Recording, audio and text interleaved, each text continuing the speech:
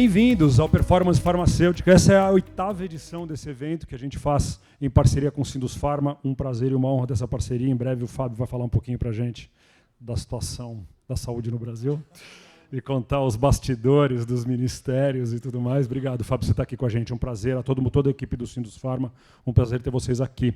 Esse é um evento que a gente tem muita ambição, ele é muito ambicioso, na medida em que a gente traz...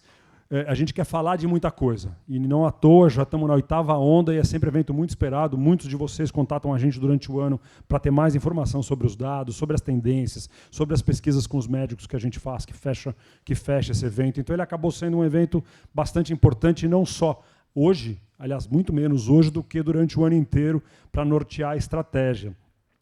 A gente está com uma agenda hoje. Eu sou o Marcos Cagliari, eu sou CEO da Ipsos aqui no Brasil. Eu vou abrir contando um pouquinho da mais nova onda que a gente tem do estudo de monitor de saúde do Brasil, que é bastante interessante. Eu vou falar 10 minutinhos sobre contexto, rapidinho. Depois eu vou convidar o Fábio do Sindusfarma para dar uma palavrinha aqui para vocês.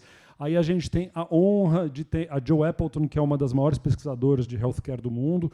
Está vindo direto da Inglaterra, chegou ontem no meio da chuva, passou a noite sem luz. Jo, thank you so much for you being here. Ela vai falar sobre inteligência artificial generativa, que está revolucionando diversos dos processos de inteligência de mercado, e ela vai contar um pouquinho do que a Ipsos tem feito no mundo sobre o tema. Aí a gente tem um painel de discussão bacanésimo. Tenho muito que agradecer a todo mundo que está aqui, o Vitor Medina, da Sanofi, a Cíntia Ribeiro, da MS, e a Adriana, que lidera a nossa área de healthcare na Ipsos. Muito obrigado por vocês estarem aqui, um prazer e uma honra ter vocês. Eu tenho certeza que vai ser uma discussão muito bacana. A moderação será da Patrícia Beber. Obrigado, Patrícia, por ter aceitado esse desafio. Fechou? Vamos rapidinho, tentando compensar um pouco do tempo aqui. Eu queria abrir falando um pouquinho de contexto. O primeiro contexto que eu queria mostrar é um contexto que afeta, ele não é propriamente da saúde nem de healthcare, mas ele afeta demais o comportamento das pessoas, que é um número que vocês já viram a gente apresentando aqui, que é o índice de confiança do brasileiro. A Ipsos apura esse número todos os meses em mais de 30 países no mundo, e o que a gente está vendo é um processo de queda consistente desde o pico. Esse índice bateu 60 pontos, ele é um índice que vai de 0 a 150 neutralidade. Ele bateu 60, que é um nível bastante otimista. Se vocês olharem o nível histórico, chegamos aí um dos índices mais altos dos últimos 10 anos, 60, em 2023. Desde então, o índice começa uma queda em ritmos variados desde esse período, mas que se acentua muito recentemente. Desde novembro do ano passado, a gente vê uma queda importante, agressiva, e pela primeira vez desde a nova administração, a gente vê esse número abaixo de 50, portanto, um índice em que há pessimismo na confiança do consumidor brasileiro. Por que isso é importante? Porque a gente está fartamente documenta, a gente consegue relacionar esse número com o comportamento das pessoas. As pessoas se comportam diferentes, e não apenas no que o índice particularmente mede. No caso, confiança de consumo, obviamente gera menos consumo caso haja negatividade nesse índice. Mas mais do que isso, há uma mudança no comportamento de maneira geral. As pessoas, elas priorizam muito mais necessidade, elas são muito mais críticas, elas exigem coisas diferentes das autoridades, elas exigem coisas diferentes das experiências.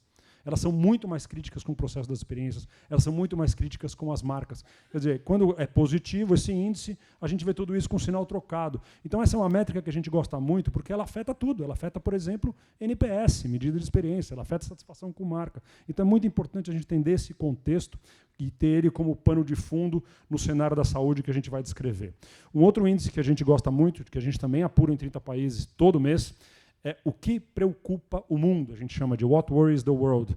E a gente abriu aqui as preocupações dos brasileiros. A gente tem esse número todo mês. Tá? E tem duas coisas acontecendo. O primeiro deles é quem mais subiu, quer dizer, as preocupações que foram mais mencionadas nos últimos meses.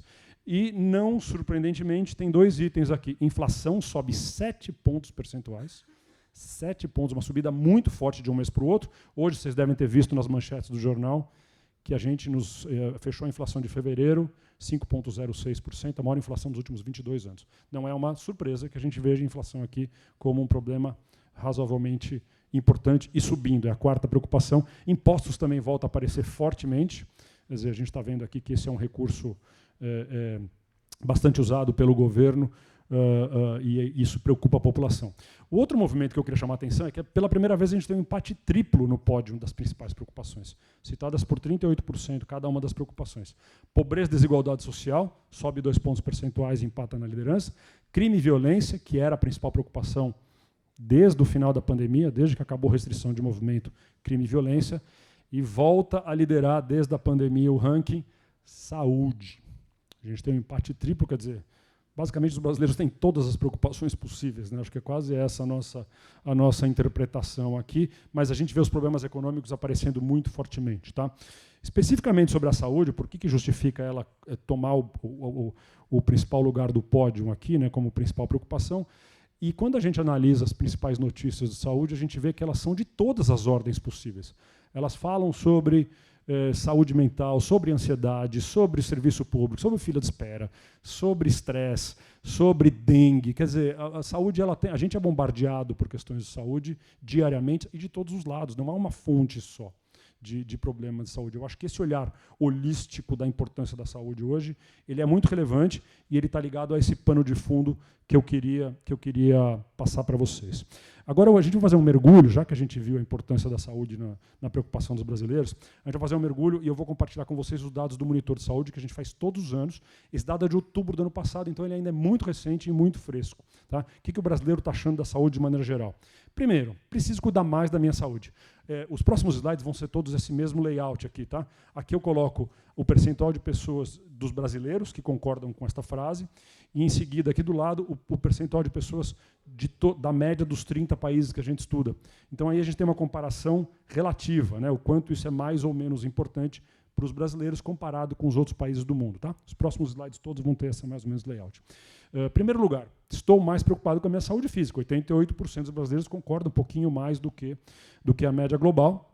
O número 88% é enorme. Tá? Qualquer coisa, quem trabalha com pesquisa sabe que é difícil brasileiros concordarem tanto com uma coisa com esse número. 88% percebem que precisam cuidar mais da saúde física e 89% mais da saúde mental. Não dá mais para a gente dissociar saúde mental do processo de saúde. A gente já tem visto isso repetidas vezes, e isso é corroborado por essa outra pergunta do Monitor de Saúde. Qual que é o principal problema de saúde do seu país?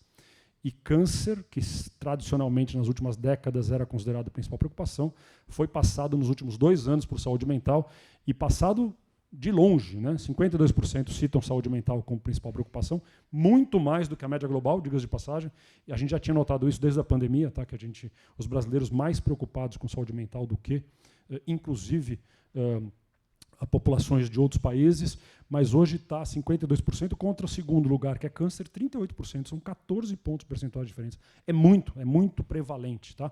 Acho que essa é uma novidade no comportamento brasileiro, na percepção do brasileiro de maneira geral. Considerando esse cenário de saúde, como você avalia a qualidade dos serviços de saúde do seu país? E aí o Brasil está na rabeira do ranking. O Brasil é o penúltimo no ranking de pessoas que melhor avalia a saúde do seu país. Só 31% dos brasileiros avalia a saúde do Brasil como boa ou muito boa. 31% é o 29º no ranking de 30 países que a gente tem, muito abaixo da média global, a média é 48%, muito abaixo. Ou seja, estamos muito preocupados, precisamos melhorar a saúde física, estamos muito preocupados com a saúde mental, e a gente acha a nossa saúde ruim, de maneira geral. Qual é o principal problema da saúde? Longa fila de espera, aí um número muito parecido com o número global, 44 contra 46, praticamente metade das pessoas percebendo que fila de espera é um problema, e aparece alguma coisa aqui que é mais brasileira do que nos outros países, que é a falta de investimento em tratamentos preventivos. 43% de nós concordamos que isso é um problema, quase mais do que o dobro do que a população dos outros países acham. Quer dizer, isso é um problema mais brasileiro. Precisamos pensar mais em saúde no dia a dia. Essa é a conclusão que a gente chega, a hipótese que a gente tem para esse número aqui. E um ponto muito interessante é a questão da informação. A gente costumava brincar algum tempo atrás que as pessoas consultam antes do Dr. Google e já vão armadas para suas consultas, já têm as informações que elas perguntaram, que elas pesquisaram. E ainda assim, a gente vê que os brasileiros estão particularmente insatisfeitos com a qualidade da informação que eles dispõem. 45% acham que as informações de saúde estão disponíveis propriamente. É muito menos do que no resto do mundo, que é 57%. Então a gente vê aqui uma oportunidade. O brasileiro está se sentindo angustiado, ansioso com a sua saúde, como a gente viu. Não temos um serviço de saúde que é avaliado bem. E, além disso, o brasileiro acha que tem menos informação. Então, isso aqui a gente começa a ver um cenário de preocupação diária, né, de preocupação constante com a saúde, é o que a gente vê. E uma das possíveis soluções que a gente vê, como é que os agentes de saúde podem enfrentar esse problema, começa a ter uma sinalização na tecnologia. Quando a gente pergunta especificamente de inteligência artificial, em primeiro, tanto brasileiros quanto populações do resto do mundo concordam que produtos e serviços que utilizam inteligência artificial trazem mais vantagem. Tá? O número é um número bastante forte, 55%, 56%. E mais do que isso, a expectativa de que nos próximos anos, entre 3 e 5, a gente coloca um horizonte aqui só para contextualizar, o uso de inteligência artificial vai tornar a saúde do seu país melhor.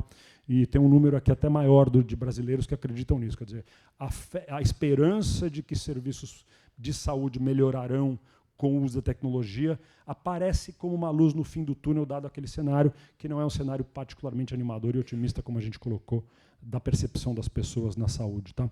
E aí eu queria trazer só como, para fechar aqui, um outro estudo que a gente faz, que é um estudo de tendência. Quais são as grandes tendências do mundo? Ele não é um estudo focado em saúde, mas a verdade é que, das 9 tendências que a gente detectou, em 2024, esse estudo é feito em dezembro, portanto, ele é muito, muito recente. São 50 países estudados, mais de 50 mil entrevistas, é um estudo bastante robusto. Aliás, quem se interessar, posso fazer jabá aqui? Quem se interessar, veja no YouTube. Tá? A gente fez uma apresentação bastante legal, um webinar no começo desse ano, em janeiro, sobre o estudo de tendência. Entre no YouTube, coloca Ipsos Global Trends, a gente apresenta cada uma dessas 9 tendências. Mas eu queria falar de uma em particular, que é o que a gente chamou de saúde consciente, conscious health. A gente deixa em inglês porque os nomes eles são internacionais. Né? E aqui a gente vê algumas tendências importantes que eu acho que refletem bem aqueles números que eu acabei de compartilhar. O primeiro deles é exatamente qual a tendência. A saúde está deixando de ser tratamento e está passando a ser um processo muito mais holístico. Ela é cada vez mais igual, o bem-estar de saúde mental, tão importante ou mais até do que saúde física, como a gente viu. E ele exige, aquela questão do tratamento preventivo que eu comentei, a insatisfação, ela exige atenção constante, diária, quer dizer, ele exige o cultivo, ou seja, a premência, a prevalência, a importância, a presença da preocupação com a saúde constante a partir de agora. Um outro ponto é que ela é muito mais interconectada. A saúde não é mais médico, não é mais remédio. Ela é alimentação e ela é tecnologia. Quer dizer, as pessoas conseguem perceber essa... Hoje você tem a quantidade de informação que você tem num relógio, por exemplo, ela é tão ou mais fácil de ser acessada do que muitos dos exames que a gente faz. Então você acaba tendo essa presença constante de muitos outros fatores que interconectam e que tornam a saúde muito mais holística. Essa tendência gera algumas tensões. A primeira delas é a questão da longevidade. Os brasileiros particularmente acreditam que vão viver mais. A gente tem esse estudo também.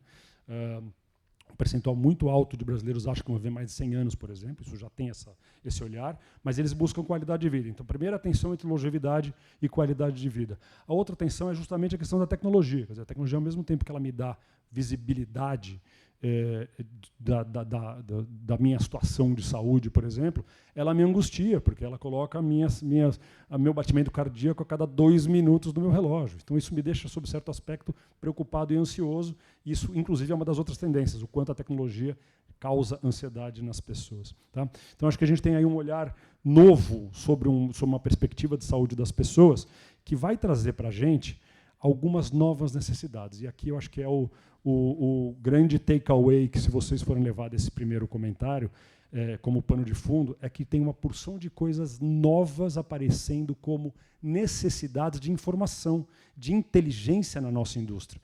Primeiro, e já há muito tempo, é a questão da inovação. Esse cenário que eu estou colocando, ele gera uma necessidade constante de inovação e de novas soluções muito importante. Acho que já vem acontecendo já há algum tempo e está no radar de todo mundo aqui a importância de pipe, de desenvolvimento, de inovação. Mas começa a aparecer umas outras coisas. A inteligência artificial generativa, e a Jo vai falar muito disso daqui a pouquinho, o uso de real-world evidence, trazendo uma oportunidade de integração de base de dados e de data analytics absolutamente essencial. Hoje, a quantidade que a gente tem de base de dados que não se conversam é brutal e há muitos dados disponíveis. Então, a gente começa a trabalhar já, tanto aqui no Brasil quanto ao redor do mundo, em integração dessas bases, em análise desses dados e como eles se relacionam, por exemplo. O retorno sobre as atividades mercadológicas, sobre equipes de vendas e representantes, por exemplo. Isso obviamente, o uso da tecnologia para essas visitas, para representantes, por exemplo, é absolutamente fundamental. E como é que a gente mede a eficiência disso? Esse é um outro cenário muito importante. A experiência dos pacientes, quer dizer, o cenário que eu descrevi aqui como contexto é um cenário que deixa os pacientes de maneira desconfortável em muitos dos processos. Então, entender essa experiência e a jornada deles é chave. E um novo ponto que está aparecendo muito importantemente é a experiência e a jornada dos profissionais da saúde, muitas vezes negligenciada, que a gente olha muito para o paciente e pouco, muitas vezes, para as pessoas que estão provendo os serviços de saúde. Então, a gente tem aqui uma série de novas necessidades que tem que estar no radar de todo mundo que está aqui. Quer dizer, como é que a gente busca entender melhor e ter melhores soluções para cada uma dessas saídas aqui. Esse é o pano de fundo que eu queria dar aqui para esquentar os motores aqui. E agora eu queria chamar o Fábio do Sindusfarma para falar um pouquinho. Obrigado, pessoal. Vamos falando.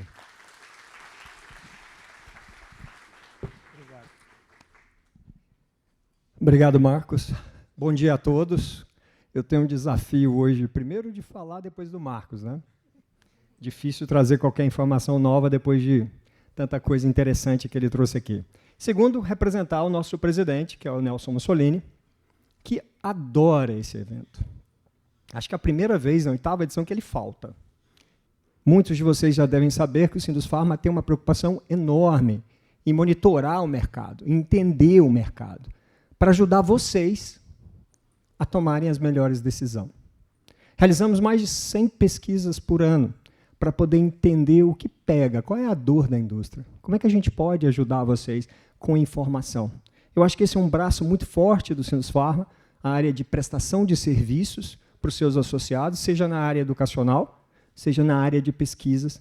Tá? E a gente faz essas pesquisas com vocês, mas a gente também busca parceiros quando a gente não consegue atingir o público-alvo, que nesse caso são os profissionais de saúde, especificamente os médicos.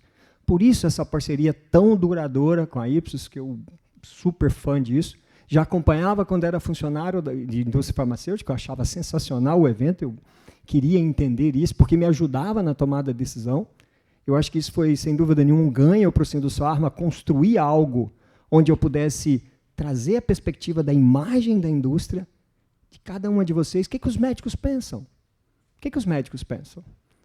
E aí, por isso que eu adoro isso, que ajuda muito no processo de quando eu vi a minha empresa em primeiro lugar naquela especialidade. Sabe aquele produto que você briga por ele, e aí você quer saber se está na cabeça do médico ou não?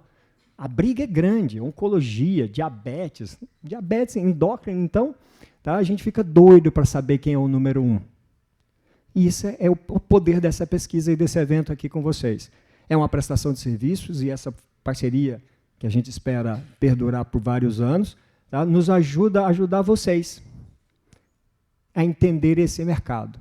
E o evento de hoje tem uma particularidade muito interessante. Eu acho que a Ipsos, todo o time da Ipsos está de parabéns nesse aspecto, e nesse sentido de trazer a inteligência artificial para a discussão, para a mesa. Tá? Eu gostei muito da palestra e fiquei muito orgulhoso de poder estar aqui falando, porque é um tema que eu sou apaixonado, trabalho com isso há muito tempo, e sei da importância disso. Não tem uma semana no Sindusfarma que a gente não discute inteligência artificial. É impressionante. Tá? A necessidade da indústria disso, não só do ponto de vista legislativo, nós estamos discutindo isso no Congresso, vocês sabem disso, existe uma legislação sobre isso, existem programas governamentais sobre isso, e a indústria precisa participar ativamente desse processo. Não dá para fugir da saúde digital, a gente viu isso. A gente viu isso. Tem 2 anos que a gente vem batalhando no Sindusfarma para trazer o problema da saúde digital para as farmas, e eu vou ser bem honesto com vocês, eu acho que não entenderam o impacto ainda da saúde digital. Tem pessoas aqui, como a Laís, da Eurofarma, que eu sei que briga por muito, o Will, da Bezans, tá? Gente que vem buscando isso. Olhem para isso. Esse é o futuro. Olha os dados do Marcos. Ele está sinalizando isso. Eu ainda acho, do ponto de vista de analisar pelo Sinusfarma, que ainda não teve engajamento da Farma. Então fica aqui a provocação para vocês.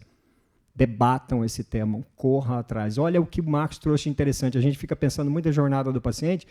Será que nós estamos fazendo o melhor pela jornada do profissional de saúde? Será que nós estamos fazendo? Enchendo ele de e-mail, de comentários e etc., achando que ele é uma máquina de consumir conteúdo. Será que nós estamos escolhendo o melhor caminho? Ponto de interrogação.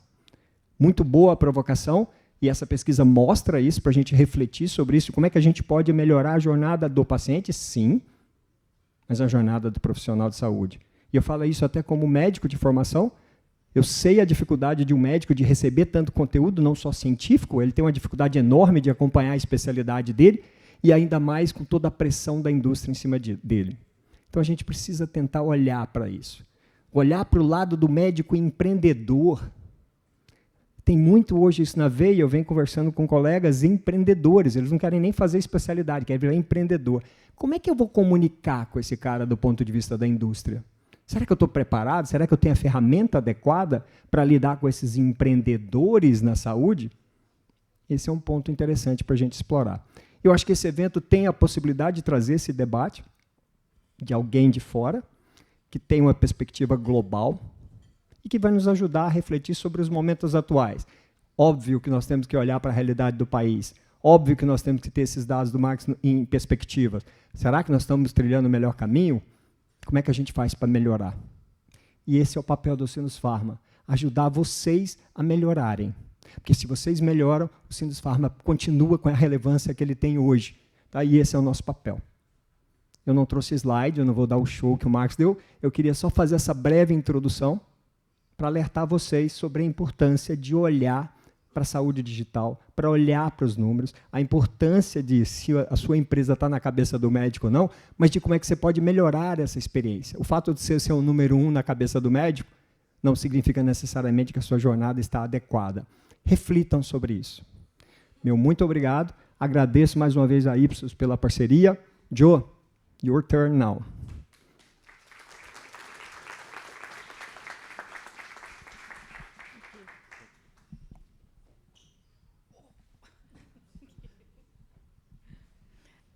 Hello, everybody. I am going to be speaking in English, so I apologize. Thank you very much to Marcos and the Ipsos team for inviting me here today. I was here 2 years ago in this amazing restaurant, so I am very happy to be back. And I am very much looking forward to hearing the results, which I know is what you're all here for later. So today I'm going to talk about generative AI. Is it your insights prescription? To introduce myself, I am part of the global healthcare team at Ipsos. I'm Chief Commercial Officer. I am based in the UK, and I have worked in the health sector forever. I've worked in academia, in the health service, in industry, and for a very long time in the agency sector. So I'm very passionate about what we do as a research service provider. So 2 years ago, I stood here talking about trends in insights for pharma. And I looked back at my presentation, I said generative AI is going to be the next revolution, an explosion of possibilities. Wow. A lot has happened in the last 2 years. Even I underestimated just how fast this would move, as I'm sure a lot of you have. But before we really jump into this wonder of things, generative AI, and how it can help pharma in terms of insights generation, I want to just touch on a topic that you might have just seen when Marcos was presenting the global trends. It's a growing tension between the powers and the perils of technology. The growing tension between techno-wonder, all the advances, the automation, the data that is everywhere, and the immersive frontier. It's the tension with techno-worry. The toll of technology is already here. Ipsos Global Trends identified a trend in terms of techno-worry, especially in the younger generation, that always on their phone, immersed, cannot escape. And also pervasive technology that is used or abused for unscrupulous means, whether that is activities such as data breaches used by bad actors to gain information. So we're seeing a tension between the power and the perils of technology. The reason I mention this is that we're all here today to hear about the pharmaceutical industry ratings, how you rate on lots of topics. It's very exciting. But we all know that trust and reputation is absolutely key for the pharma sector and success.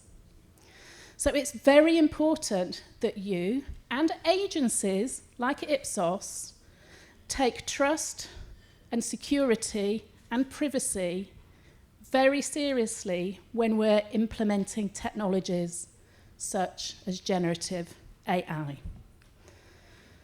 So the question is, can you build trust and support your customers while easing concerns over privacy, disinformation, and security?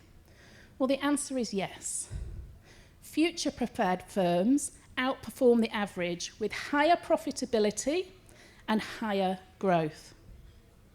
So are you ready? Are you all ready for the Gen AI explosion, the journey? Well, at Ipsos, we definitely are.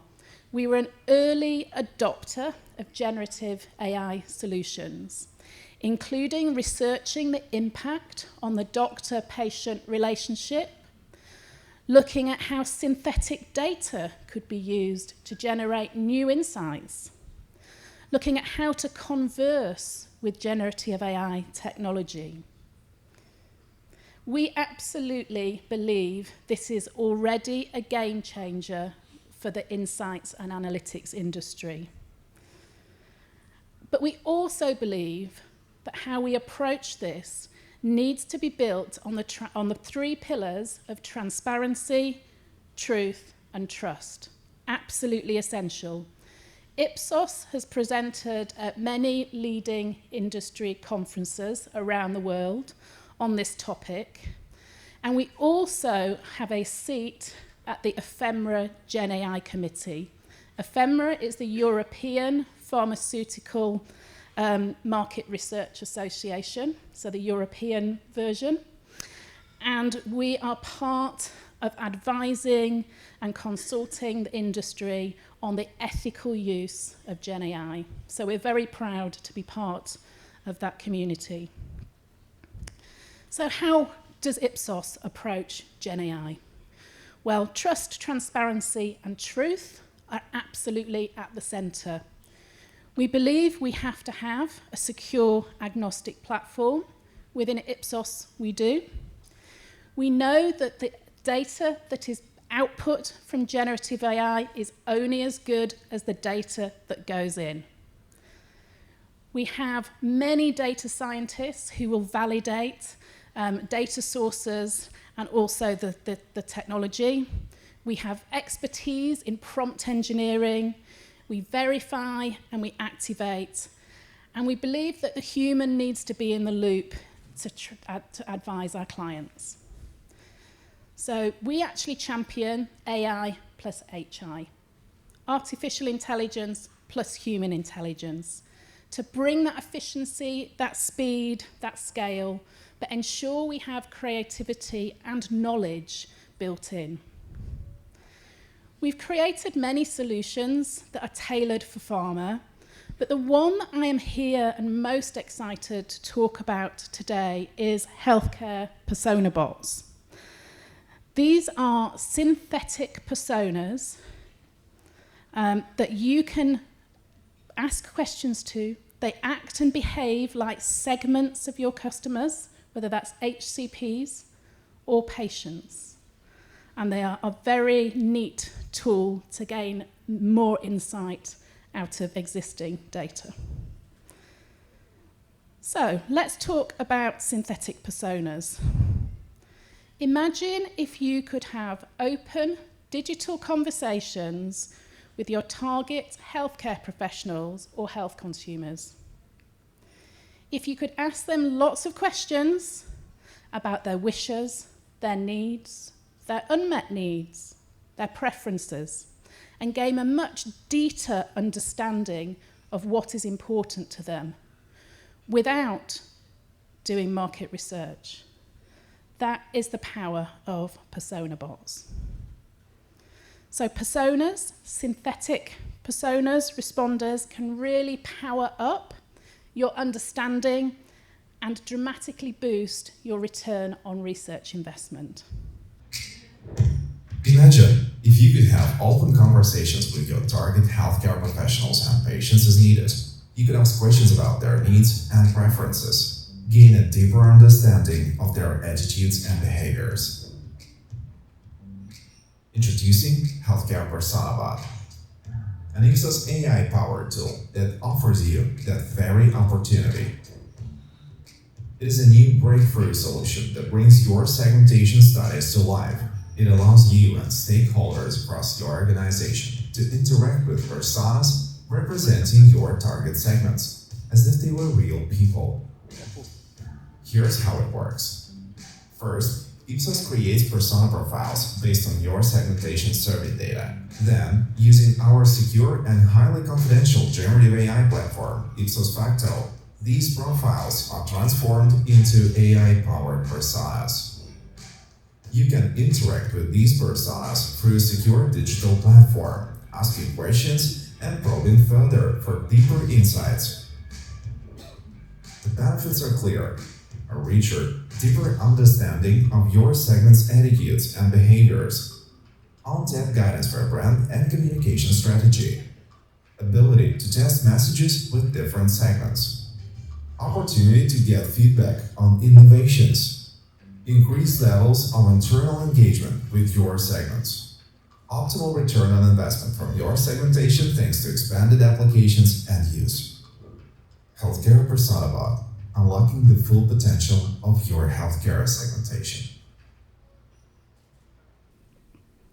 Thank you. So the example we're showing here is a generative AI persona that has been built off segmentation data and lots of other data that our clients have.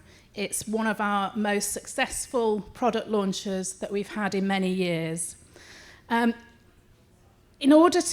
just summarize again how it works. We gather new segmentation data or any existing segmentation data.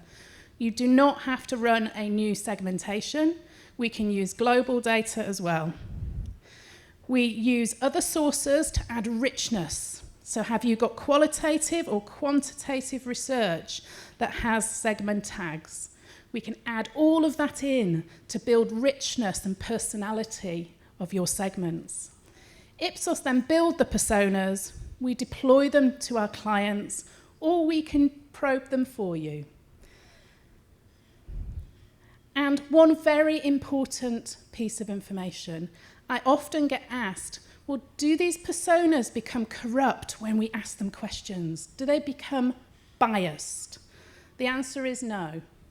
The way we build these is that they will not learn from the asking of the questions.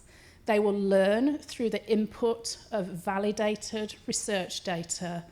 They will learn through the building of the personalities, but they won't learn from people asking questions in the wrong way. So we have built these in a way that stays true, that stays powerful, and can't really be broken by anybody using them. But it's always good to keep the human in the loop in terms of understanding what they do. So they can take you to a new level in insights generations, refining brand strategy, tailoring messages, supporting Salesforce, If you've not seen our webinar from the end of last year, it's available through the Ipsos website. And what's really interesting is we actually had a client join us on this webinar. So you can hear her talk about how her pharma company, have embraced personas into their daily working and how they're using them, both with the insights team, but also the marketing team, the ad agency team, to make work faster, more efficient, and more impactful.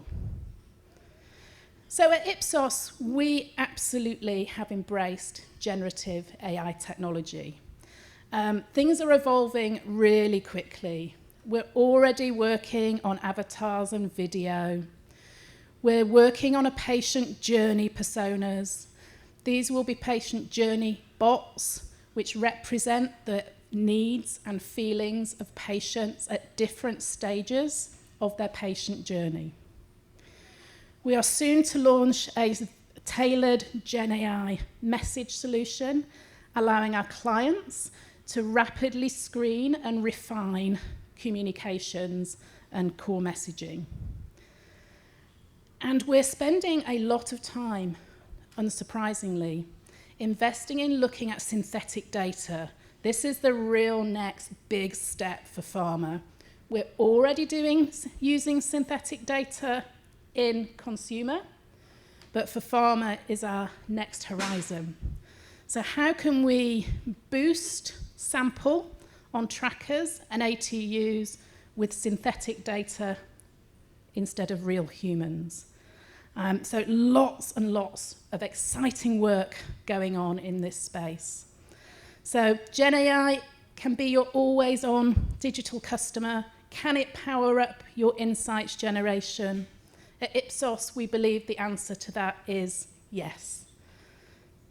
So are you ready? Thank you.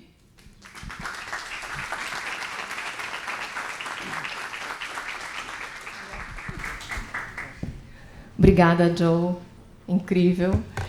Se vocês quiserem saber mais informação sobre o Healthcare Persona Bot, a nossa equipe está toda aqui e a gente está pronto para falar disso, e também com algumas demonstrações, que seria bem legal estar falando com vocês.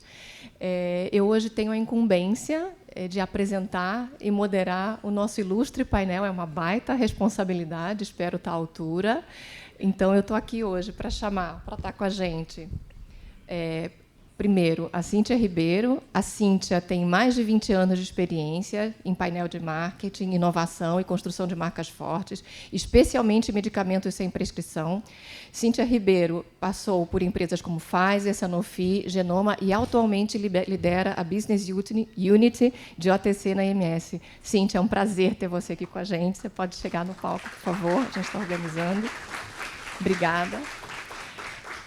Também está aqui com a gente hoje, aceitou o nosso convite, o Vitor Medina. O Vitor possui também mais de 20 anos de experiência no setor de biofarma, liderando projetos estratégicos de marketing e vendas, tanto em nível local como em nível regional.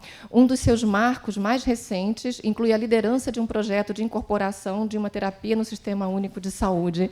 Bem-vindo, Vitor. Muito obrigada por estar com a gente. Medina. Vitor, me sou estranho. Bem-vindo, Medina. Para completar o nosso painel, a gente vai chamar a Adriana. Adriana Gobril, ela possui mais de 25 anos de experiência em Analytics, Consumer e Patient Insights, programas de suporte a paciente e Customer Relationship.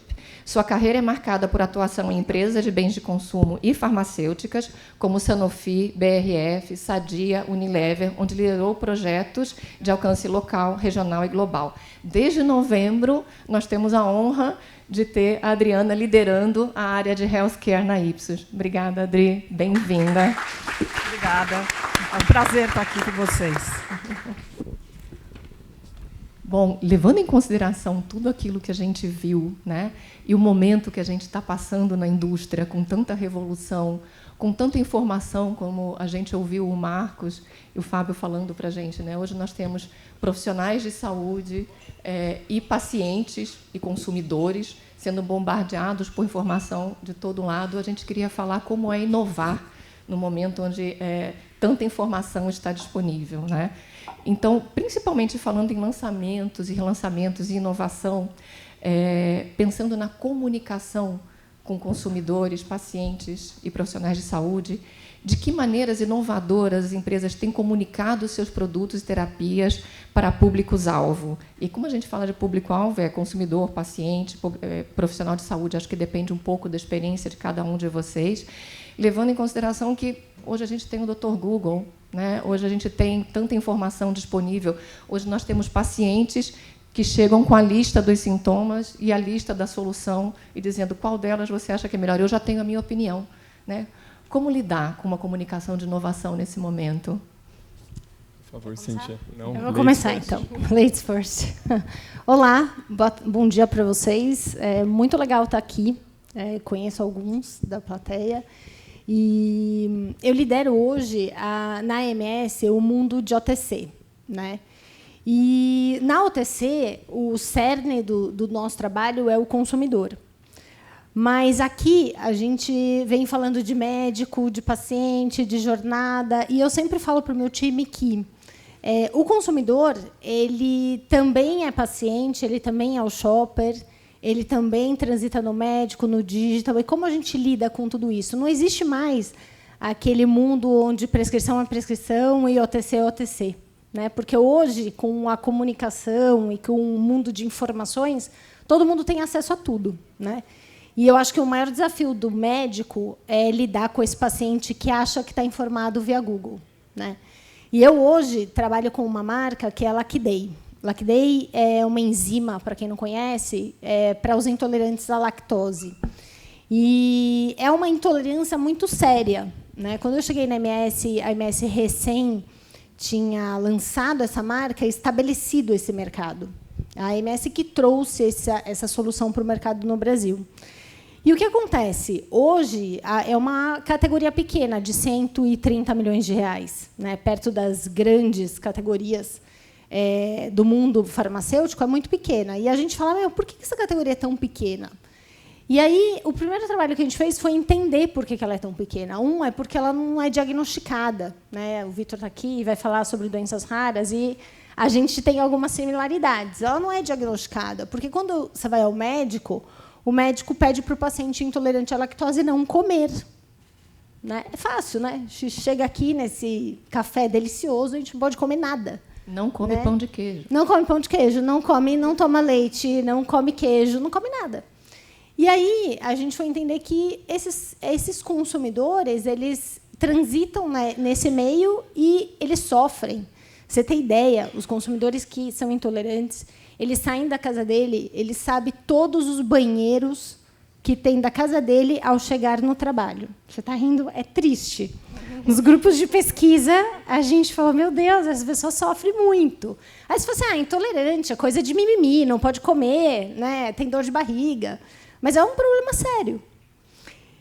E aí, quando a gente começou a conversar aqui, e falar, puxa, como que a gente conta esse tema? E esse tema, para a Lactday, é super importante, porque o nosso trabalho é como a gente conecta ao consumidor que ele pode comer, sim, desde que ele use a enzima de uma forma correta. Né? Hoje ele usa errado, ele não sabe tomar, o médico não tem informação sobre isso, ele não sabe, procurem no Google intolerância à lactose. Né? É triste, é terrível. Então, o nosso trabalho, basicamente, é como a gente lidera essa informação junto com o consumidor. E como a gente faz esse consumidor viver a vida de uma forma saudável. Se aqui a gente fala de prevenção, se a gente fala de liberdade, de saúde mental, imagina você ir na festa do primeiro ano do seu filho e não poder comer nada na festa. Porque qual buffet que faz tudo sem lactose? Isso é impossível. Né? Então, isso traz para o consumidor, para a mulher, principalmente, um tema de convivência social. Né? Eu vou nas festas, não posso comer nada. A gente fez um grupo de pesquisa, foi super engraçado. Né? A gente chamou as mulheres intolerantes à lactose e falou assim, podem sentar, a gente vai bater um papo aqui sobre a intolerância. E a gente colocou uma mesa cheia de coisas de leite. E elas sentaram na mesa, elas olharam e falaram assim, meu Deus, o que a gente vai comer aqui?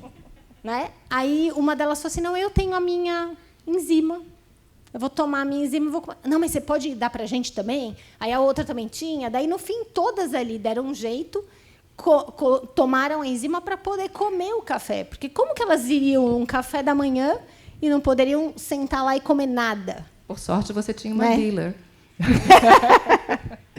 Então, eu acho que esse aqui no nosso painel hoje, esse é um pouco do tema, que é como a gente, na indústria, transforma a vida desse consumidor, que, através das informações, também virou complexa. Né? Na internet se encontra muitas informações, mas o que é verdade?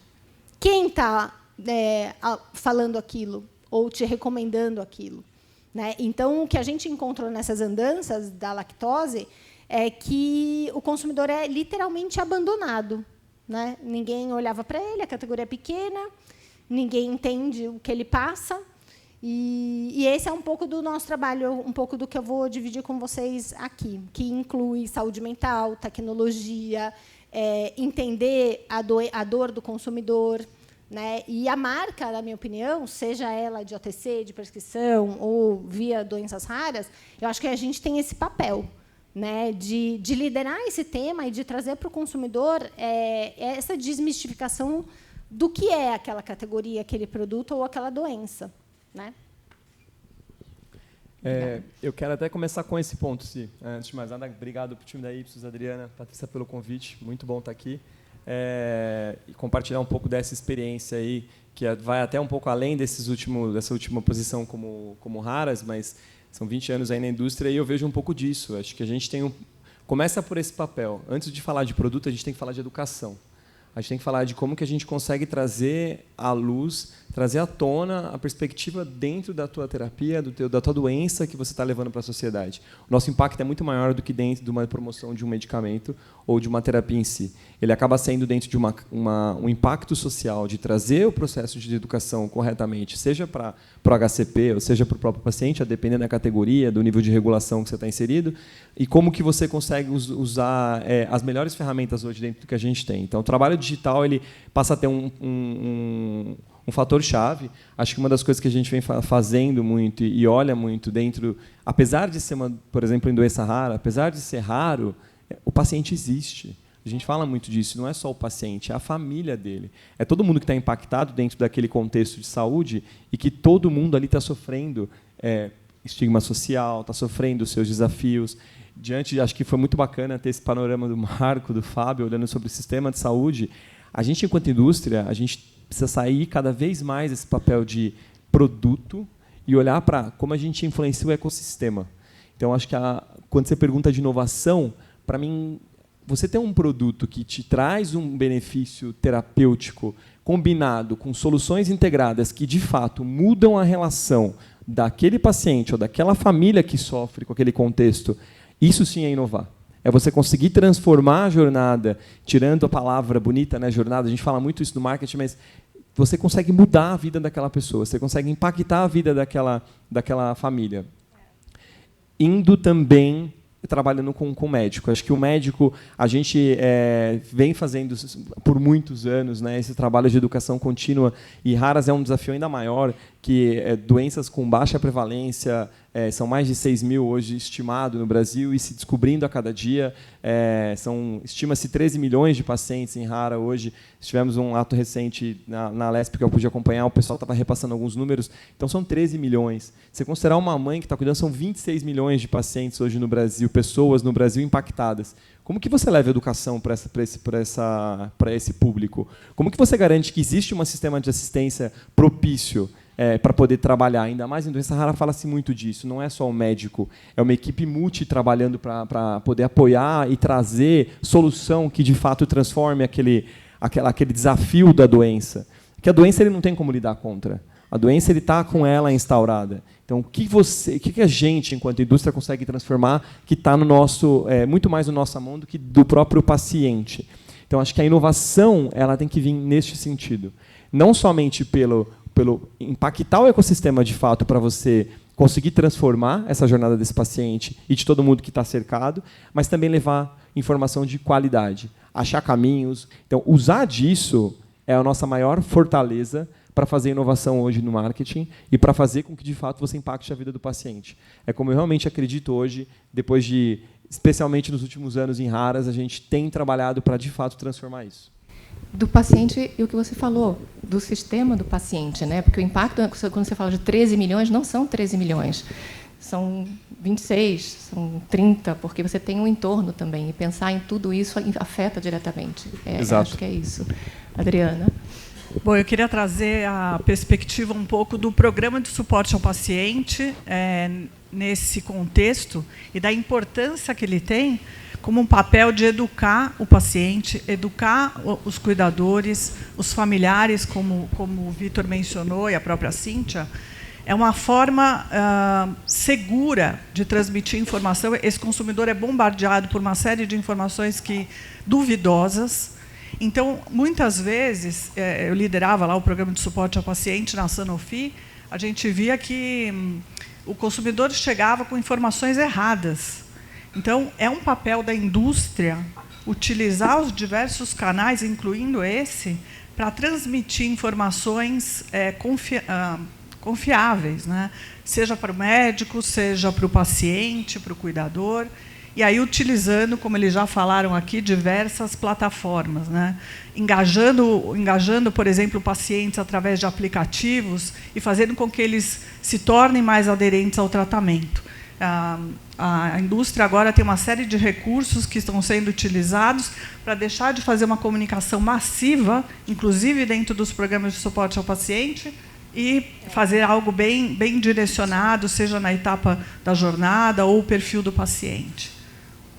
Obrigada, Adri. Segunda pergunta, gente, pensando nas novas formas de abordagem, que foi um pouco o que a Adriana e a Cíntia também trouxeram, como a inovação está moldando novas formas de abordagem dos pacientes e profissionais de saúde?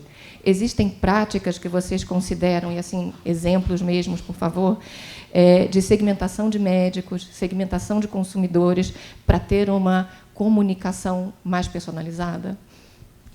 Eu posso dar o exemplo do próprio Lucky Day, que a gente vem fazendo lá. Uma vez que a gente entendeu quem é esse consumidor que sofre da intolerância, a gente escolheu o caminho de fazer o consumidor que usa o produto usar corretamente.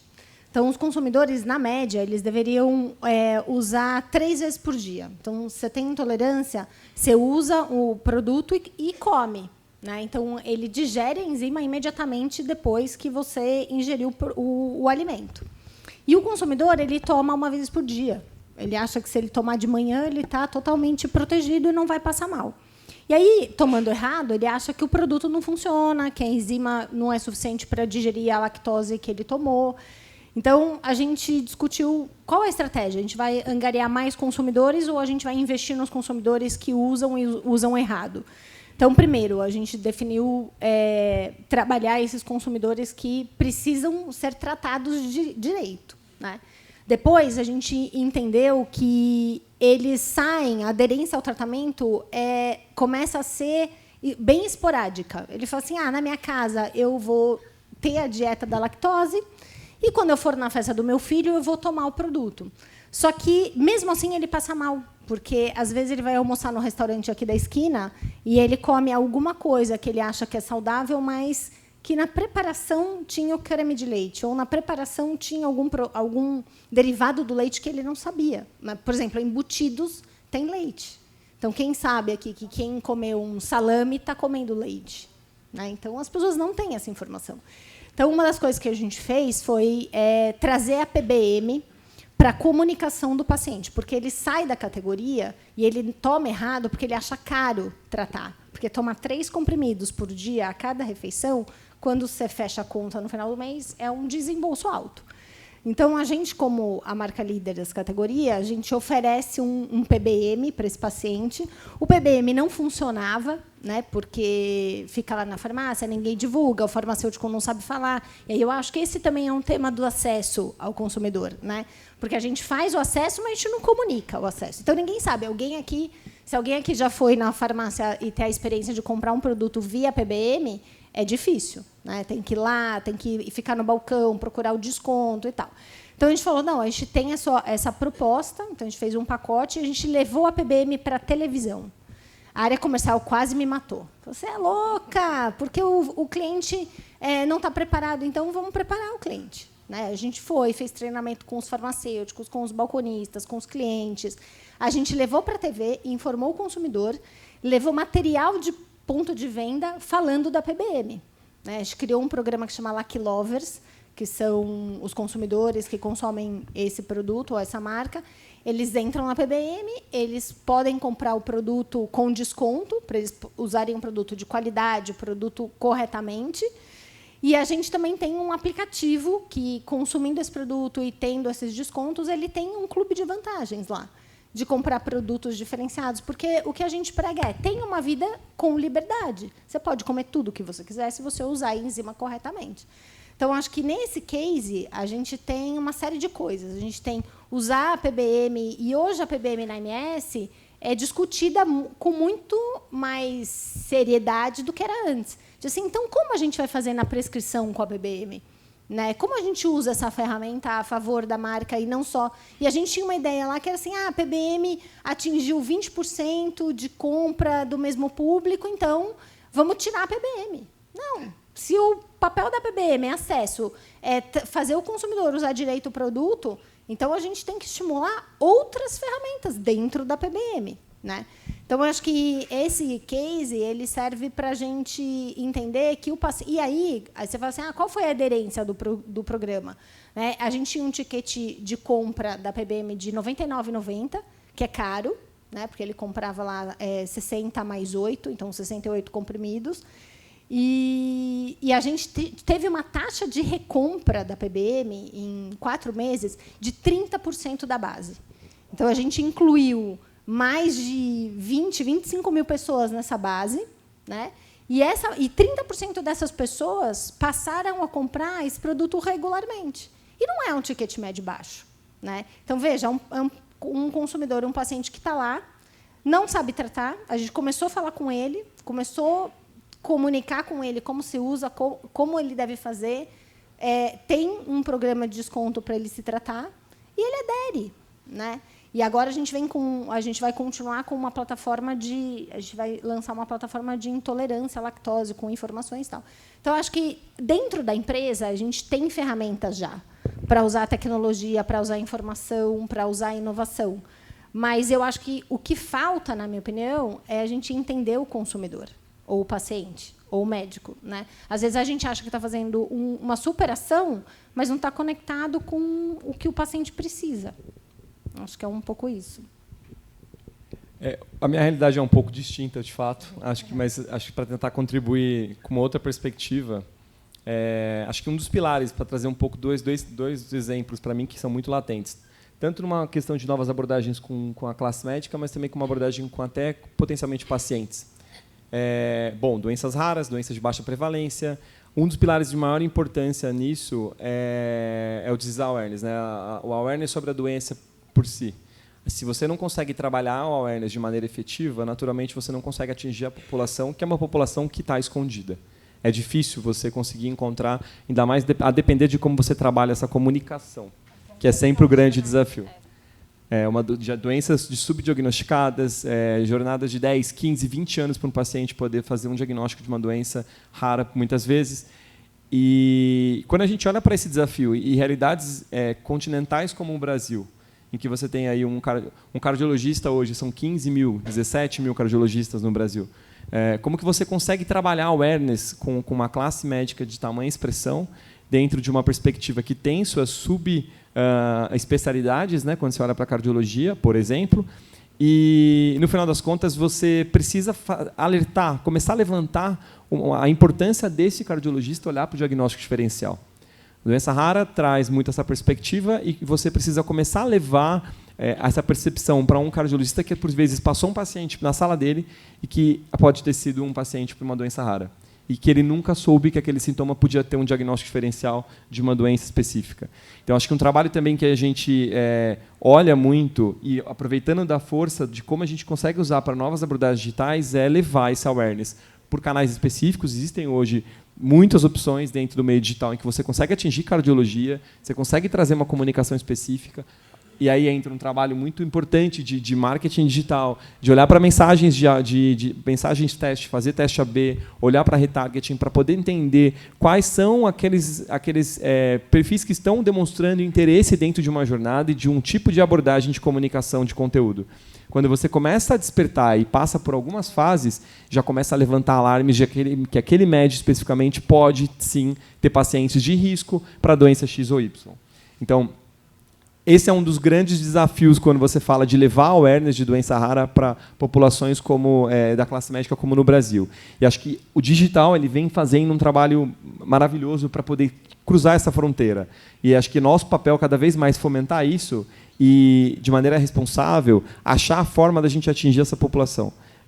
Com conteúdo adequado, com um nível de educação que seja de fato robusta, que se não é muita coisa que eles encontram no Google, de fato não é o mais adequado, quando a gente vem para uma perspectiva médica, científica. Então, é o nosso papel também de fazer garantia de que essa educação seja embasada, seja de fato científica, mas usando da força do digital e desses canais, seja através de retargeting, seja através de ações on e off, que a gente trabalha muito. Então, entender como que a gente consegue ativar esse médico de um off, trazer ele para o on, para poder manter uma jornada atrativa dentro do digital.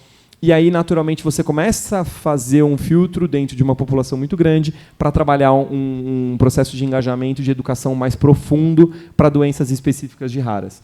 Esse é um primeiro ponto que eu vejo assim dessa questão de novas abordagens. Doenças de alta especialidade têm, sim, uma oportunidade gigantesca da gente conseguir atingir esse público. Acho que depende muito da gente trabalhar em testes, trabalhar em estratégias mais ousadas dentro do meio digital para a gente poder conseguir achar essas classes que precisam desse nível de educação.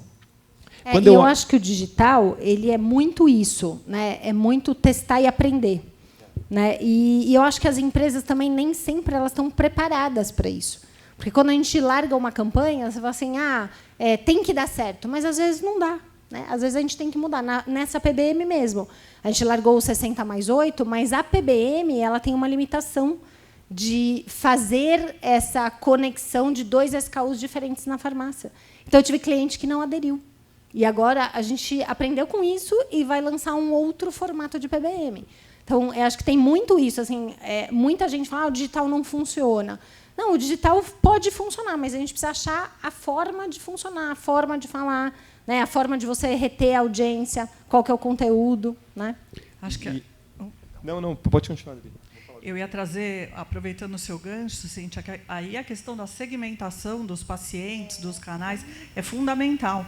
Isso mostra, inclusive, o poder que as indústrias têm de se conectar com propriedade, né? E gerando empatia e, com isso, fidelizando o paciente. O paciente se sente cuidado, se sente próximo, se sente acolhido. Até porque não adianta só você segmentar, soltar uma ação e não ter continuidade. Acho que uma das coisas que a gente tem desafiado cada vez mais se você tem um investimento, tem um plano de comunicação por trás e você está trabalhando numa comunicação digital, tenha certeza que tem um fim. Você precisa levar isso para algum caminho. Não adianta você trabalhar um plano de comunicação que você solta um webinar, você solta uma comunicação e dali. O que você espera a partir dali? Qual que é a jornada que você está propondo para aquele teu público? Então, principalmente para a classe médica, que é extremamente assediada com milhões de informações. E aí, migrando um pouco, transladando um pouco essa abordagem até para o paciente, a gente falando de awareness da mesma forma, o terceiro setor, toda a parte de sociedade civil, como que a gente consegue trazer eles também para serem voz dentro dessa proposta? No final das contas, o awareness ele não vem só da parte da indústria ou na perspectiva de combinado. Isso realmente é um ecossistema. Então, a combinação de um awareness que venha de uma que é maior validação do que o próprio paciente defendendo algo. Então, acho que olhar por essa perspectiva, e isso é uma das coisas que a gente já vem trabalhando há algum tempo, trazer pacientes para falar para poder trazer a mensagem. Então, isso é uma das coisas, e raras é muito forte isso. Mas era pouco explorado. Eu acho que isso daí tem mudado. E a gente tem visto, inclusive, pacientes criando essa voz, se tornando influenciadores. Isso é muito bacana de ver, porque, no final das contas, entenderam que eles também podem transformar esse ecossistema. Então, acho que a gente está aqui para poder fomentar esse ambiente e trazer cada vez mais velocidade para ele. E juntando com isso, tem uma coisa que eu sempre discuto com a Ana, que é o mundo da comunidade. Né? Os pacientes, os consumidores, eles advogam hoje em comunidades que a gente, como indústria, não está presente. A gente não entende as comunidades. Mas hoje, se a gente for olhar no Instagram, no Face, até no LinkedIn, tem comunidades que falam sobre a lactose, sobre os pacientes que se conectam lá, que sofrem e não acham saídas, e ficam um ajudando o outro lá, advogando sobre esse tema. E a gente não escuta sobre isso, a gente não está lá. Ainda tem uma barreira muito grande, né, Cíntia, para a indústria se aproximar dessas comunidades. Uma pena, né, na verdade. Sim. O que eu achei muito interessante, ouvindo vocês os três, é que essa nova abordagem permite o próprio paciente pensar num retorno do investimento que ele está fazendo. O exemplo da Cíntia foi muito claro. Ele toma errado porque é caro. Ele considera caro tomar 3 comprimidos por dia. Mas o dia que ele toma os 3 comprimidos por dia, ele entende o investimento e percebe o retorno. Então, toda essa educação do paciente também traz esse retorno. É muito interessante ouvir vocês nesse aspecto. Mas só que tem um tema que a indústria também precisa se acostumar e ter essa visão. Na MS, eu tive muita dificuldade de aprovar essa ação.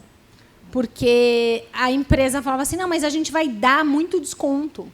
E aí eu falava assim, não, mas a gente vai fidelizar esse paciente. A gente vai ajudar a vida desse paciente. Né? E aí, quando a gente olha a taxa de recompra, 30% é uma taxa muito alta de um ticket de R$100. Né? É uma ação bonita de medir o ROI, né? Exato. Então, é por isso que eu falo. Eu aprovei isso lá, eu falei, vamos testar. E vamos ver como isso acontece. E aí foi interessante que, daí, quando eu fui apresentar os resultados, daí, na reunião, o próprio acionista falou para mim, não, então por que a gente não faz assim, assim, assim? Eu falei, não, faz sentido, entendeu? Então, e aí, com isso, a gente conseguiu engajar. Mas talvez, se a gente não tivesse insistido, talvez a gente não faria a campanha, entendeu? Ah, tá bom, sai... Mas, assim, e o mais legal disso é que foi através de dado de pesquisa quantitativo que a gente entendeu que o consumidor tomava errado, quantas vezes ele tomava errado, quantos % de consumidor a gente perdia porque ele ia para a marca mais barata e tomava errado também, e ele tomava a marca mais barata com menos UFCC, então com menos potência, e passava mais mal, entendeu? Então, eu acho que é um trabalho, quando você fala do ecossistema, eu acho que realmente o ecossistema ele é verdade em qualquer categoria que a gente possa trabalhar aqui, né? Em diferentes dimensões, mas em qualquer categoria. Eu sou muito advogada da pesquisa, né? E aí, na minha equipe, eles falam, mas você quer pesquisa para tudo, mas olha quão relevante foi esse negócio. Né? A gente vinha perdendo o mercado, perdendo o market share, perdendo a liderança. Em um ano, a gente recuperou a liderança do mercado. Né? A marca começou a ter outra percepção perante os consumidores, os clientes. Né? Então, acho que isso parece uma coisa, uma PBM. Não, mas é algo que pode revolucionar um negócio dentro de casa, sem inventar nada. Né? Eu acredito que essa mudança ela vem acontecendo. Eu também tenho uma experiência de outras funções e, para mim, fica muito latente que essa transição, quando a gente olha para o papel do marketing, né? A gente vem daquela questão do marketing estratégico, posicionamento de produto. Isso, naturalmente, ele é o core, não vai fugir. Só que, se você não olhar para tudo que está em volta daquele paciente, você não entrega valor. Você não consegue transformar, não consegue impactar ele de fato. Então, a gente tem marketing de growth market, você tem marketing de performance, você tem marketing de mídia, tem vários tipos de marketing hoje em dia. Só que, no final das contas, acho que o brilhantismo é tentar integrar isso e fazer com que o paciente seja realmente impactado. E você tem que achar os caminhos para isso através desses meios. Então, por isso que eu falo muito assim, não sou gerente de um produto, sou gerente de marketing, porque a gente não lidera uma marca, a gente lidera a doença, a gente lidera as soluções para aquele paciente, para a classe médica que está apoiando, que está diagnosticando, que está aprendendo também junto. Ou todas as outras entidades, desde o terceiro setor, entidade de classe e assim por diante. Eu queria trazer uma reflexão aqui, porque ouvindo vocês falarem, eu tenho a impressão de que a indústria farmacêutica focava muito todas suas pesquisas, seu conhecimento no médico. Exato. E a gente esqueceu por um tempo que existe um carinha lá na ponta, que é quem compra, que é o paciente, e que precisa ser, independente se é uma marca de prescrição ou não, a indústria tem que entender as suas necessidades, seus hábitos, seu comportamento. Isso é polêmico, mas é um desafio que a gente está transpassando, porque Exato. o médico sempre vai ter um papel gigantesco e, graças a Deus, na nossa vida. Eu, como cidadão, inclusive.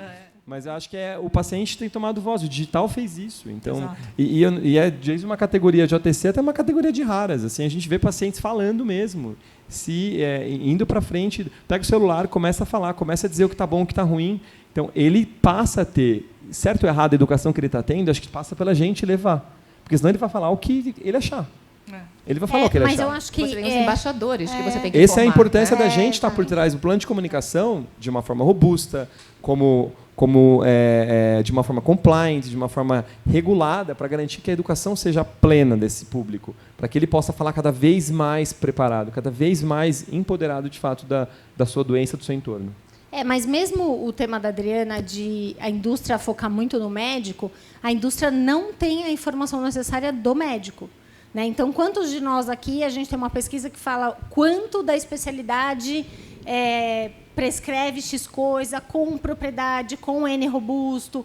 Então, assim, eu acho que... E esse case lá da MS, isso despertou um interesse da prescrição, falar, nossa, mas deixa eu entender um pouco de como foi essa PBM. Mas por que vocês fizeram? Aí, quando a gente começou a mostrar a pesquisa, o quali, o quant, a prescrição lá começou a fazer pesquisa com médico e consumidor. Entendeu? E eu acho que o nosso papel aqui também é ajudar. Se eu tenho expertise no consumidor, eu posso ajudar a outra unidade de negócio a construir isso. E eles podem me ajudar a entender o médico. Então, eu acho que o mundo hoje também não é mais na AMS, a gente tem 9 unidades de negócio. Eu sou uma delas. Né? Mas acho que cabe a gente ir integrando e construindo essas coisas. A Ana entrou lá para trabalhar com o OTC e hoje ela trabalha com a empresa inteira. Por quê? Porque em 2 anos a gente tem vários cases que nascem do consumidor, que envolvem o médico e que envolvem o balconista. Então, eu acho que as empresas estão começando a repensar isso. Com certeza. Né? Gente, eu vou voltar para o script. Muito legal isso. Pensando agora em inteligência artificial, como a inteligência artificial tem contribuído para aumentar a eficiência de vocês nas comunicações, com médicos, pacientes, com stakeholders, de uma maneira geral? Na MS, a gente abriu uma área que é uma área de ciência de dados. Então, a companhia, entendendo o papel da inteligência artificial no mundo, né, criou essa área, trouxe cientistas de dados e a gente hoje tem um time lá preparado para atender as unidades de negócio.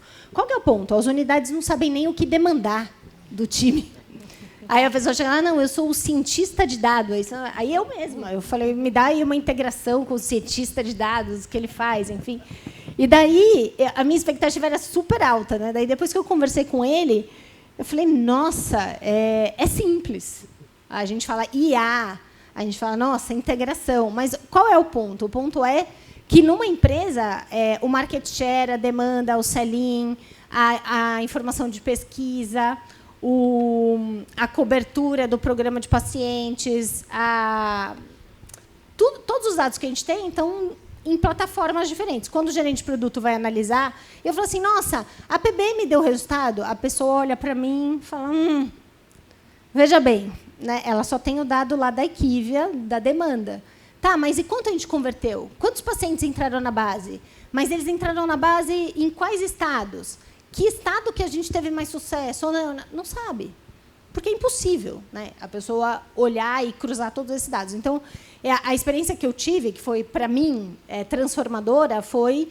Contei esse caso para o cientista de dados, falei, então tá bom, então, se você é tão cientista dos dados, eu tenho esse problema, me ajuda a resolver. E aí, a gente reuniu com ele todas as informações de Lackday, tudo que a gente tinha, desde quali, quant, tudo. A gente tem muita coisa. A gente está 2 anos estudando esse negócio. E aí ele falou, tá bom, me dá um mês aqui que eu vou te trazer essa devolutiva. E aí ele chegou lá um belo dia, numa sala, colocou a gente, o time todo, e a gente, nossa, o que será que ele vai trazer? Aí ele construiu um chatbot com todas as informações que a gente tem. Então, hoje, o gerente de produto entra no chatbot e fala assim, quais são os consumidores que mais recompraram Lucky Day no último mês? Aí sai lá uma planilha dizendo assim, são consumidores do Nordeste, da faixa etária tal, que recompraram tantas vezes na área tal. Né? Aí, assim, é sensacional, porque em 10 segundos você tem a resposta. É um chat GPT para o mundo de Lucky Day. Só que qual é o ponto? O ponto é que a gente tem que ensinar o gerente de produto a fazer as perguntas corretas. Porque se ele não fizer as perguntas corretas, ele vai, nossa, mas isso não funciona. Então, é prompt, né? Então, eu acho assim, a inteligência artificial parece um bicho de 7 cabeças, mas não é. Eu acho que a gente vai, de novo, vai testar e aprender. Ele falou para mim, vai usando esse chatbot. E daqui a um mês eu vou falar com você, vai ter coisas que funcionou muito bem e coisa que não vai funcionar nada. E aí a gente vai construindo isso, porque a inteligência artificial é isso, é uma construção de conteúdos. Né? E para a gente foi fundamental para começar a entender e fazer esse cruzamento de dados, que é bem complexo. Né? Então, nesse caso, a gente vem usando a IA assim. E lá dentro tem várias outras iniciativas na empresa, em várias unidades de negócio diferentes. Por exemplo, a prescrição tem um projeto de como que a gente segmenta a comunicação versus a segmentação do médico, do CAT do médico, da região do médico. Né? Então, assim, acho que as possibilidades elas são infinitas. A gente se perde. Então, o que eu aprendi lá é assim, puxa, me pede uma coisa, a gente resolve essa coisa e a gente vai construindo essa coisa. E aí depois a gente vai para o próximo e para o próximo. Porque se a gente quiser começar grande, realmente um mundo gigantesco de possibilidades. Assim. De fato, a inteligência artificial ele tem um espectro gigantesco. Né? Quando a gente fala de possibilidades, a gente já vê uma corrida aí grande por grandes indústrias farmacêuticas na perspectiva de pesquisa e desenvolvimento, utilizando muito de inteligência artificial. E eu não vou me aprofundar muito mais na parte de dados, que senão o Alexandre, que está aqui, meu parceiro de Analytics Insights da Sanofi, talvez eu fale um pouco. Eu vou voltar um pouco para a parte de conteúdo. Mas, de fato, eu acho que a gente está numa era que é um pouco do segundo projeto que você trouxe.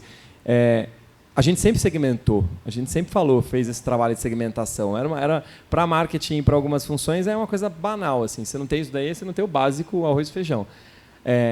A gente tinha também, quem passou por marketing ou é do marketing que sabe bem do que estou falando, aquela quantidade de apresentações e planos estratégicos, você tem milhões de templates. E persona, você desenha a persona do seu cliente, como você aborda. Agora, sim, a gente realmente transforma esse PPT em realidade. Porque dificilmente você conseguia botar aquele plano na prática antes do novo mundo que a gente tem hoje com IA. O que a gente vem discutindo muito, e não estou falando só de Sanofi, colegas também de outras indústrias, passa muito por como você consegue ter velocidade para entregar e para mudar a comunicação com esse público. Se você tem 4 personas mapeadas dentro de um plano, você consegue iniciar um plano e botar uma AI para rodar junto, aquilo vai ser adaptado. E passa um pouco pelo GenAI. Então, o conteúdo, também quem já criou material sabe de todo aquele processo inicial de desenvolver conteúdo. Não existe mais isso. Não existe mais isso. Com o foco que a gente precisa ter, a gente precisa usar as ferramentas a nosso favor. E elas vão ter muito mais capacidade, não só de dados e de inteligência para poder trazer propostas, mas também de se reinventar dentro do que a gente captura na execução desse material. Então, esse, para mim, é a grande transformação quando eu falo de comunicação por inteligência artificial. A gente conseguir fazer com que ela, de fato, e executada, a gente consiga entregar para esses públicos. Coisa que, honestamente, eu acho que a gente não conseguia. Porque tinha muito... É cultural, né, também. Eu acho tinha muito plano, a gente tinha muito desenho, muito subclusters. E, naturalmente, a gente está falando de um representante, a gente está falando de um canal que tem a sua restrição de comunicação, naturalmente, pelo dia a dia, pelas agendas do médico. Agora a gente está falando de ter conteúdo adaptado, a gente está falando de ter conteúdo customizado, a gente está falando de poder traquear e acompanhar a performance desse conteúdo para saber se ele está sendo efetivo ou não para aquele público. A gente está falando de se reinventar através de um IA e não precisar passar por todo um fluxo de produção que uma pessoa tem que parar e olhar para aquilo. Então, Isso, para mim, é a grande revolução quando a gente fala de adaptação com AI na comunicação.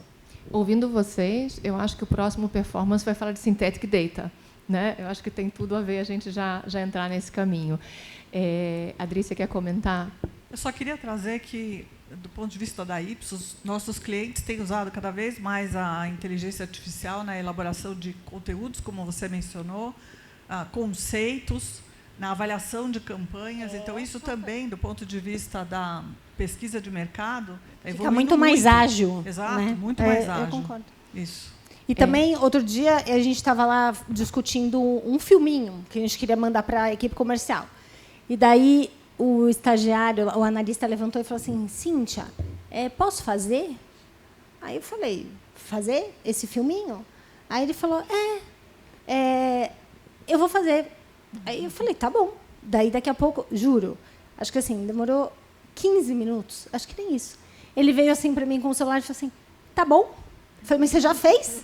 Aí ele, já, no sistema XPTO, né? Então, acho que a IA também vai facilitar muito o nosso dia nessa história de entregar coisas que dependem menos de agência de comunicação. Né? Coisas triviais que a gente precisa fazer rápido e tal. Só que tem um tema muito cultural aí, que é como a gente vai aculturar essa empresa a trabalhar com toda essa inteligência dentro de um compliance também. É isso que eu ia falar. A Adriana me conhece mais aqui, sabe que eu também não costumo pensar em barreiras, não. Pelo contrário, assim. Mas a gente, trabalhando em grandes indústrias, em empresas multinacionais, o desafio com a IA vai ser muito como colocar isso dentro de um ambiente que seja compliance, seguro, regulado. Porque, exato, no final das contas, a gente não sabe o que está sendo feito daquela informação. Então, esse é uma... Acho que eu vejo indústrias trazendo formatos, cada um vai trazer um modelo de trabalhar essa inteligência artificial no seu dia a dia, mas esse vai ser um desafio, que isso, de certa forma, até a gente chegar num ponto ótimo, vamos dizer assim, entre o quanto que é o controle e o quanto que é a criação e a velocidade, a gente vai, talvez, ter que se adaptar. Mas, sem dúvida nenhuma, a gente já faz algumas coisas assim, Cíntia, aí é muito mais rápido. É louco, né? Legal. A gente está com uma pressão de tempo aqui, mas chegou uma pergunta, chegaram várias perguntas, a gente vai mandar para vocês depois, mas chegou uma bem desafiadora para vocês, os dois da audiência, que eu quero fazer.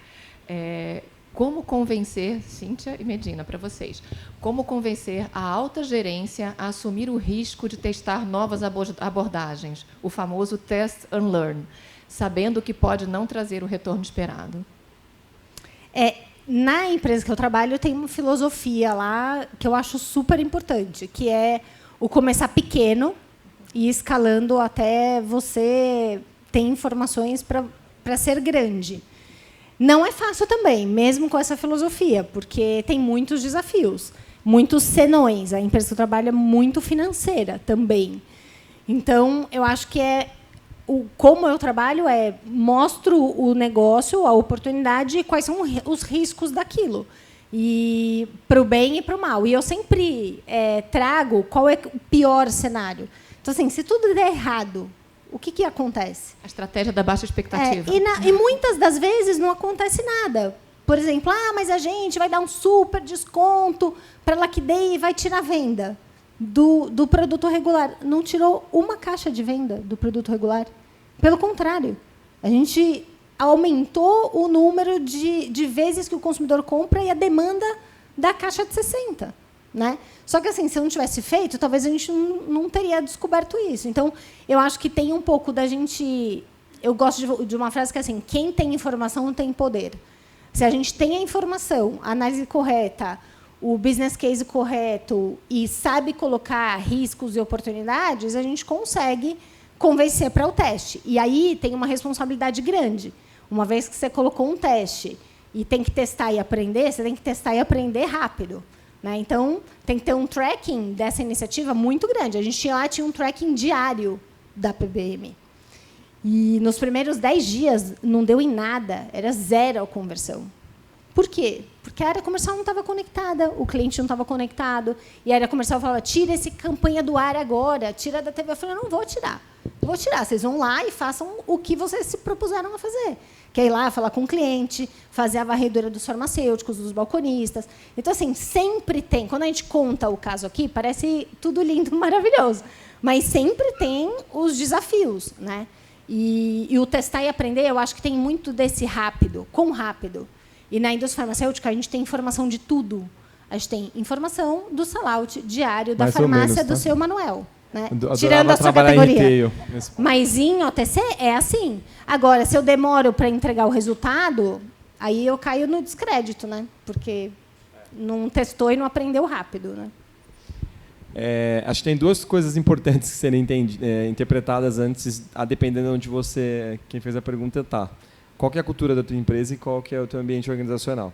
Porque vai variar muito de empresa para empresa os caminhos. Uma resposta, vou falar do como eu conduzi situações desse tipo, como a Cíntia trouxe, mas se você não entender qual o nível de estresse que a tua cultura te permite forçar, e quais são os teus aliados do lado para poder defender uma causa dessa, dificilmente você vai conseguir prosperar, independente. E, às vezes, você entrar com uma dessa sozinho, você vai, na verdade, se lascar, sendo bem transparente.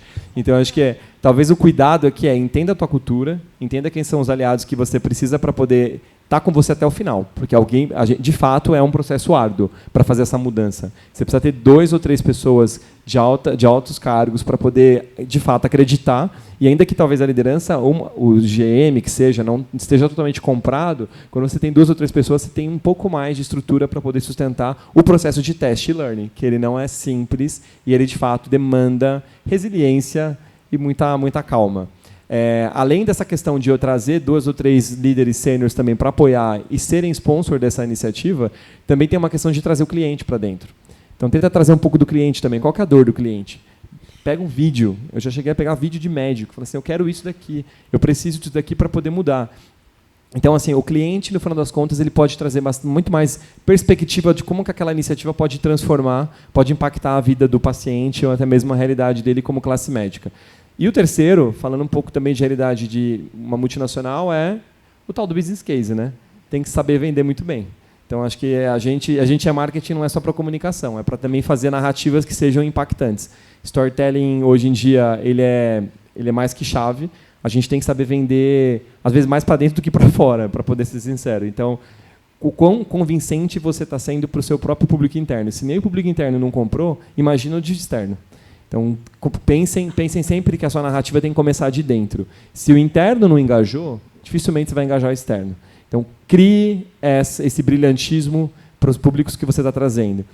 E ainda que no primeiro ano lá a venda seja baixinha, não sei o quê, mostra o peak sales em 10 anos. Mostra quando você vai chegar em 10 anos se aquilo der certo. Fala assim, isso aqui tem grande potencial. Eu não estou falando desse teste. Isso daqui eu estou falando pequenininho, mas se der certo, olha onde a gente pode chegar. Vale a pena o risco. Então, comecem a olhar a mais longo prazo. Mostrem esse plano a longo prazo, ainda que sim, o processo de teste ele vai acontecer o dia a dia. Então, acho que esses 3 elementos. Quem são seus sponsors para te ajudar a defender, porque vai ter altos e baixos. O segundo ponto, trazer o cliente. O terceiro ponto, façam a venda, de fato, brilhante, para que você consiga persuadir o público que precisa. Viu? Fácil. Gente, assim. Muito obrigada. Foi um privilégio ter vocês aqui. Obrigada, Adriana. Obrigada, Medina. Obrigada, Cíntia. Foi um privilégio enorme ter vocês aqui. Obrigada. Obrigado, pessoal. Eu queria agradecer pessoalmente vocês dois, Cíntia e Medina, porque eu sou fã deles. Eles são realmente incríveis, são profissionais que eu admiro muito. Obrigada. Obrigada, Adri. Gente, eu vou deixar vocês com a Adriana e com a Amanda, que vão apresentar o performance, o momento esperado. Eu costumo dizer que essa pesquisa, para mim, ela é uma bússola. Ela mostra o norte, onde estão os verdadeiros tesouros da indústria farmacêutica. E aí, para inspirar também e olhar como a gente pode melhorar a performance, entender o que essas empresas vêm fazendo que as colocam nessa posição. A nossa pesquisa é uma pesquisa quantitativa que foi realizada de forma online com médicos entre julho e agosto do ano passado, com o objetivo de mensurar diversos KPIs que acabam permitindo que a gente tenha uma visão da performance farmacêutica. Nós falamos com 650 médicos de diferentes especialidades. Deixa eu passar para cá, para vocês poderem ver direitinho. Essas especialidades elas se mantêm ao longo do tempo, para que haja comparação dos resultados. Então, estamos aqui na 8ª onda. E aí a pesquisa tem, vamos dizer assim, duas partes. A primeira avalia a questão da percepção geral da indústria, fala sobre imagem corporativa, e aí é muito pautada nesses atributos aqui: inovação em P&D, preferência, confiança e recomendação. Depois a gente entra num bloco de presença, e aí muito pautado pela proximidade da indústria com os médicos e pela questão dos melhores representantes. E, por fim, produtos, avaliando genéricos de qualidade, produtos de qualidade, a questão de melhor custo-benefício. Num segundo bloco, a gente tem a avaliação digital, e aí foi um capítulo que foi inserido aí ao longo dos anos, começou na época da pandemia, e isso se mantém, que avalia a qualidade dos eventos e das visitas médicas, pautadas por todos esses atributos aqui. Só antes de partir para o resultado mesmo, eu queria comentar uma coisa com vocês. Nos últimos, talvez, 6 anos, eu estive aí, sentado onde vocês estão. Então, me vinham algumas questões na cabeça. O que o médico leva em consideração na hora de recomendar, né, um laboratório? Como é que ele avalia a questão de confiança? E, por fim, inovação em P&D mas está relacionada basicamente à questão do lançamento de produtos. Então, eu fui usar a nossa inteligência artificial da Ipsos, o Ipsos Facto, para trazer alguns insights nesse sentido e complementar um pouco a visão que a gente tem. Então, quando a gente fala inovação em P&D, isso vai muito além do que apenas o lançamento de produtos. A gente está falando aqui de tudo que gera valor para o mercado, para os pacientes e para os médicos também. Então, passa por novas tecnologias, melhorias na eficácia e na segurança dos medicamentos, soluções mais acessíveis e personalizadas, e também uso de inteligência artificial, que a gente acabou de falar.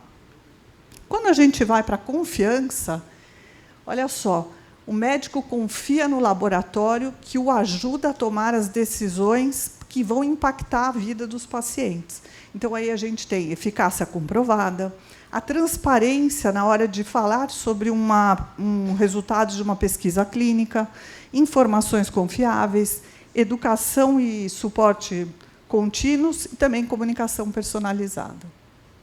E, por fim, na hora de recomendar, a gente tem aqui diversos fatores, mas os mais importantes são qualidade e eficácia dos produtos, o resultado das pesquisas clínicas, a reputação da empresa, as experiências que eles tiveram anteriormente com esse laboratório, preço e acessibilidade e a relação com a classe médica. Então, de alguma forma, tudo isso aqui está refletido nos resultados que a gente vai mostrar. Vamos lá? Então, a primeira categoria que a gente vai falar aqui é a primeira especialidade sobre oncologistas. Deixa eu explicar como é que funciona. Não sei se eu mencionei, mas eu acho que não. A pesquisa é totalmente espontânea. Então, não existe nenhum tipo de estímulo. Os médicos são convidados a dizer quais são os laboratórios que se destacam em todos aqueles atributos que a gente mostrou aqui. Esse formato ele vai aparecer algumas vezes. Aqui a gente tem, por atributo, o ranking, então, as 3 primeiras posições, e esses números aqui eles refletem o percentual que essas empresas atingiram. Então, quando a gente vai na oncologia, a gente vê que a AstraZeneca é a empresa que domina esse segmento. Deixa eu vir para cá, que começaram a tirar as fotinhos. E sendo que confiança, por exemplo, confiança e proximidade são atributos muito fortes para a AstraZeneca, que superam, aí, às vezes, até mais do que o dobro o segundo colocado, que é a MSD. A Roche aparece bastante aqui também, Bristol. E, quando a gente vai para a questão de produtos de qualidade, vocês vão ver, ao longo da apresentação, também os produtos de qualidade também estão muito relacionados com a questão da inovação. Essas marcas aparecem novamente. Aí, em genéricos de qualidade, Eurofarma, AstraZeneca, MSD e Libs. A Libs aparece aqui também como melhor custo-benefício. Na questão do digital, também a AstraZeneca, MSD, aqui aparece a Pfizer e a Novartis também, junto com Bristol, desponto nesse segmento. E aí, quando a gente vai para a Hemato, como a Adri bem posicionou, a gente tem algumas questões, né, que compõem o percepção geral, e a gente vê que essas questões elas acabam se correlacionando também, né, o que é muito interessante. Quando a gente olha para a Emato, que é um nicho menos pulverizado do que alguns outros que a gente vai mostrar, que tem algumas delimitações, a gente vê que tem alguns players, ao olhar na imagem corporativa, por exemplo, como inovação, preferência, confiança e recomendação. A gente tem a Janssen, que se destaca em todos esses pontos, vem a AbbVie em segundo ali com inovação, e a gente vê Novartis, a Pfizer, a Astra aparecendo nesses quesitos em relação a destaque. E aí, quando a gente olha na questão da presença, e como a gente mencionou, a presença aqui ela independe do canal, né? A presença é o quanto eu sou próximo da realidade hematológica. E aí a gente vê esses mesmos players, até para essa questão de delimitação. A gente sabe que indicação hematológica tem algumas delimitações, então a gente tem alguns players muito marcados nesse mercado, a gente vê os mesmos aparecendo, com a Takeda aparecendo na questão de representante. E olhando para produto, e aí é interessante a gente voltar na questão de que o produto está relacionado também com inovação. Então, se eu penso em inovação, eu penso no mecanismo de ação, eu penso na tecnologia, eu penso em tudo que dá por trás. E aí eu consigo fazer essa relação também entre os mesmos players, então produto de qualidade, vejo a Janssen, a Novartis, a Takeda aparecendo. E olhando para o genérico, Eurofarma, MS, Medley, a melhor custo de benefício, a Eurofarma aparece ali também.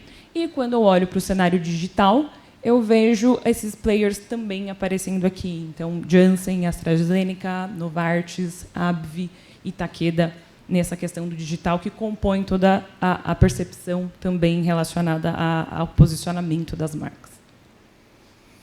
Agora, os neurologistas. Aqui é um segmento bem pulverizado, que tem as marcas nacionais aí também entram muito bem posicionadas em termos de imagem corporativa. Então, o Libs é uma marca bastante presente, a Axê, Eurofarma, aparece também Novartis, Biogen e Torrent. Quando a gente olha aqui de proximidade, a gente vê que é um mercado bastante competitivo, e quando mais de uma marca aparece aqui na mesma posição, isso significa que elas obtiveram o mesmo percentual. Então, a gente pode ver aí que realmente essas marcas trabalham bastante com os médicos. E aí, na questão do digital, Axê e Libs, seguidos de Eurofarma, EMS e Torrent, lideram aí esse canal. E aí, indo para a psiquiatria, a gente vê essa pulverização aqui também, onde, na questão de inovação e imagem corporativa, a gente vê a Lundbeck aparecendo ali com 53% de menção, a Axê aparecendo no sentido de preferência, vejo Pfizer, a Libs, Eurofarma, a Torrent aparecendo ali também. Na questão da proximidade, esses laboratórios também vêm com essa certa presença, e quando eu olho para a questão dos produtos, primeiro no sentido de genérico de qualidade, eu vejo Eurofarma, a Medley aparecendo ali, junto com a EMS em terceiro nessa citação, e produto de qualidade, a gente vê essa relação entre inovação e essa questão de produto aparecendo com a Lundbeck ali também, e trazendo para o cenário digital, a gente vê essas indústrias aparecendo aqui, olhando os primeiros categorizados em cada questão que a gente traz no digital, a gente vê a Axê aparecendo ali na questão de planejamento da visita, a Torrent aparecendo na questão de clareza e objetividade, a Axê e Libs, e a Axê na questão de melhores ações de marketing. Agora, os urologistas. GSK aparece, que ainda não estava presente, Apsen, Astellas, Eurofarma, compõem aí as empresas com a melhor imagem. Em termos de proximidade, a gente tem aqui Apsen, Axê e Eurofarma, Astellas também. Os melhores representantes, Eurofarma, Axê e GSK. E também, olha só, produtos de qualidade aqui, isso também se repete com a questão da inovação. Então, GSK, Eurofarma, Apsen e Axê aparecem aí com bastante destaque. Quando a gente vai para o canal digital, Eurofarma e GSK são as empresas que lideram aí a posição, e seguidas também de Eurofarma, Apsen e Axê. Reumatologia, onde a gente vê diferentes mecanismos de ações, de acordo com as indicações. E aí a gente vê Janssen em todos os aspectos, com destaque no que diz respeito à imagem corporativa, e também AbbVie, Novartis, Lilly, Eurofarma, Astra, MS aparecendo ali também dentro desse ponto. Na proximidade, isso também acaba se correlacionando com o que a gente viu na questão de imagem corporativa. Então, a Janssen, os mesmos laboratórios com a inclusão da Axê ali no sentido de melhor representantes. E na questão dos produtos, no que diz respeito aos genéricos, a gente vê MS, Eurofarma aparecendo ali na questão, e Axê nessa questão de qualidade. E passando para o cenário digital, a gente vê esse cenário se replicando aqui também no que diz respeito ao posicionamento das marcas. Então, vejo Janssen aparecendo dentro desse destaque no que diz respeito ao planejamento, desde o planejamento até melhores ações de marca. E aí eu vejo AbbVie aparecendo, AstraZeneca, Lilly, dentro desse sentido também de cenário digital. Cardiologistas. Aqui começam a aparecer outras empresas que não apareciam antes, então a Novo Nordisk, a Boehringer, a gente tem também a AstraZeneca, Novartis, Biolab e Axê como bem importantes nesse segmento. Muitas disputam aqui a questão dos melhores representantes, e quando a gente vai para genéricos de qualidade, a gente tem EMS, Medley, Eurofarma e Axê, muito bem posicionadas, e também muito bem posicionadas aqui em melhor custo-benefício. Do ponto de vista de digital, então, Biolab, Novartis lideram aí, seguidas de Libes, Eurofarma, Novo Nordisk e a Axê e EMS aqui também na terceira posição. No que diz respeito ao endocrinologista, a gente tem Novo Nordisk com 66% no sentido de inovação. Lilly aparece nessa questão também, AstraZeneca, Boehringer, Merck e EMS. Na questão de proximidade, Novo Nordisk nesse primeiro lugar. A gente vê a Lilly, Servier, Sanofi.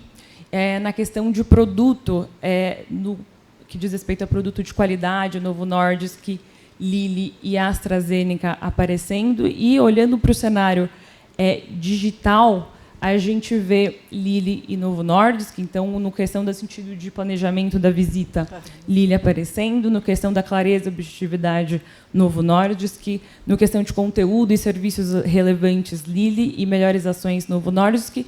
E também tem um destaque para Astra e Axê e Merck nesse sentido de digital. Nos gastros, aqui é o território bem dominado por Takeda. Eles se destacam muito na questão de inovação e de confiança, recomendação médica, melhores representantes também com proximidade, produtos de qualidade. E aí outras empresas também, Janssen, MS, Axê, Eurofarma, também compõem esse segmento. A Apsen aqui, em proximidade, e a gente tem Medley e Mantecorp aparecem aqui em custo-benefício. Lembrando que eu acho que é importante dizer que a gente reporta aqui exatamente a forma como médicos se referem aos laboratórios. Então, às vezes, aparecem marcas, mas que eles entendem como os laboratórios. E aí, na questão do digital, então, Takeda lidera aqui, muito forte, seguido de Axê e Janssen. MS aparece aqui também. E aí, olhando para pneumologia, a gente vê GSK aparecendo no sentido de imagem corporativa, Boehringer aparecendo também, com Chiesi e Astra. No sentido de proximidade, independente do canal, a gente vê GSK replicando esse destaque nesse ponto também, junto com as marcas que a gente acabou citando, com a inclusão de Axê na questão de representantes. Produtos de qualidade, GSK, com esse destaque, seguido de Bayer, Chiesi. e AstraZeneca ali. Quando a gente olha para os genéricos, Eurofarma, Medley e MS aparecendo. E é um cenário que a gente vê uma réplica também no sentido de digital, que mostra para a gente que o digital compõe cada vez mais essa questão de posicionamento também, é um pilar dentro da imagem como um todo. E a gente vê a GSK com esse destaque, Boehringer, Astra e Chiesi aqui também. No otorrino, aqui aparece novamente GSK, Mantecorp, a Sanofi aparece aqui como uma empresa inovadora. A gente tem a Axê também se destacando, Momenta, Eurofarma, Medley e MS em genéricos de qualidade. Os produtos de qualidade aqui também refletem a inovação. E a Axê domina aqui também a questão de digital, seguidas por Eurofarma, GSK, Mantecorp. Sanofi aparece aqui em planejamento da visita, em melhores ações de marketing.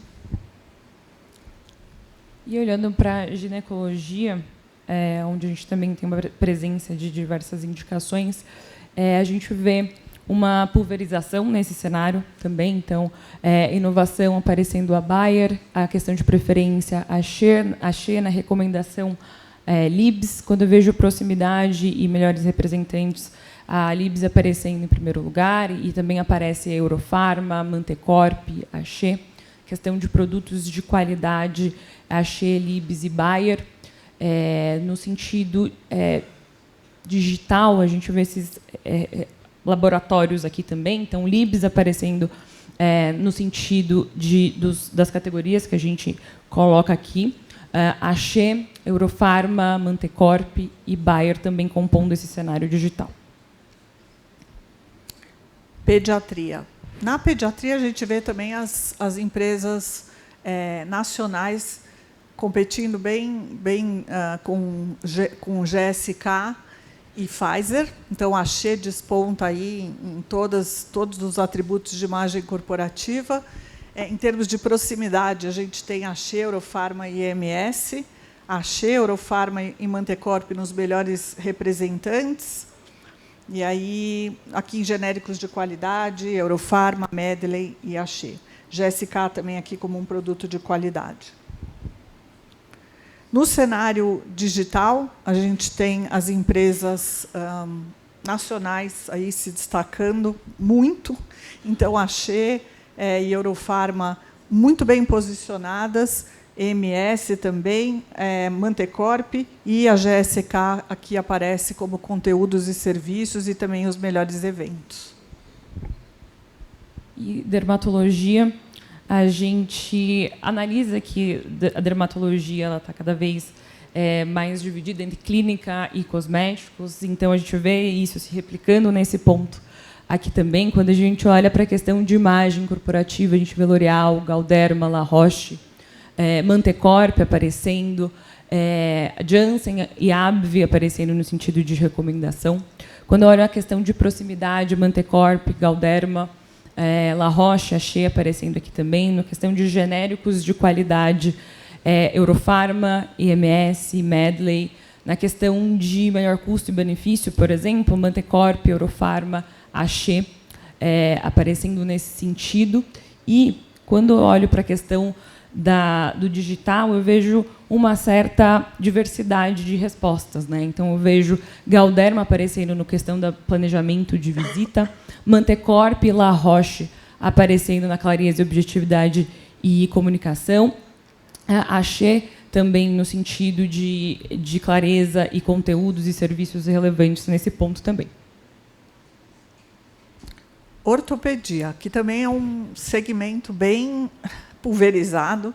A gente vê Axê, Mantecorp, Eurofarma, EMS, Apsen, Adium, despontando ali na questão de imagem corporativa. Em proximidade, a gente também tem aqui diversas empresas, melhores representantes aqui concentrados nas empresas nacionais. Quando a gente fala de produtos de qualidade, Axê, Eurofarma, EMS, Apsen e Mantecorp. e genéricos de qualidade também, EMS, Eurofarma e Mantecorp. No cenário digital, a gente tem a Xê liderando aí em todos os atributos, EMS e Mantecorp na segunda posição, e também Eurofarma, EMS aqui, junto com Mantecorp, na questão de planejamento da visita e clareza e objetividade na comunicação. E, para finalizar essa exposição de resultados, a gente termina com a especialidade que, segundo a Associação Médica Brasileira, é a que tem mais atuantes no Brasil. Então, a gente vê, até por isso, a gente também vê uma diversidade de laboratórios aparecendo nesse sentido quando a gente olha a percepção geral. Então, na questão de inovação e imagem corporativa como um todo, Pfizer, GSK, Xê, Eurofarma, EMS, Libs aparecendo. Na questão de proximidade, Eurofarma, Xê, Momenta, Libs e EMS. No sentido de produtos, a gente vê genéricos de qualidade, produtos de qualidade aparecendo, as empresas juntas, né, tendo uma correlação também. Então, Eurofarma e Xê ocupam os primeiros lugares dentro dessa questão, tanto de produto de qualidade quanto de genéricos de qualidade. Meda e Pfizer e EMS também aparecem dentro dessa questão de produto. E, quando a gente olha para a questão do digital, a gente vê algumas delimitações em relação a esses laboratórios, por exemplo. Então, a gente vê a Xê aparecendo nos critérios que a gente menciona de proximidade digital, a Eurofarma em segundo lugar, e aí a gente vê Momenta, Libs e Mantecorp também aparecendo. Com isso, a gente encerra a exposição dos resultados. A gente sabe que tem bastante conteúdo, tem bastante informação, e a gente convida vocês para explorar esses conteúdos. E a gente sabe que cada especialidade tem a sua realidade, cada especialidade tem indicações com as suas próprias realidades. Então, a gente fica à disposição para sentar com vocês, para entender como que a gente consegue trazer insights pensando em cada produto, pensando em cada marca, pensando em cada realidade. E a gente pede a gentileza de vocês para avaliarem o nosso evento. E a gente agradece, né, a gente sabe que o tempo é corrido, então a gente agradece muito por vocês estarem aqui com a gente, dividindo esse tempo. Eu vou reforçar essa questão do envio aqui da percepção que vocês tiverem do evento, para que a gente possa melhorar no ano que vem. Muitas mudanças que a gente promoveu esse ano vieram do feedback de vocês, e a gente vai enviar rapidamente o deck para as pessoas que já responderem para nós com o resultado da pesquisa. Muito obrigada. Obrigada, gente.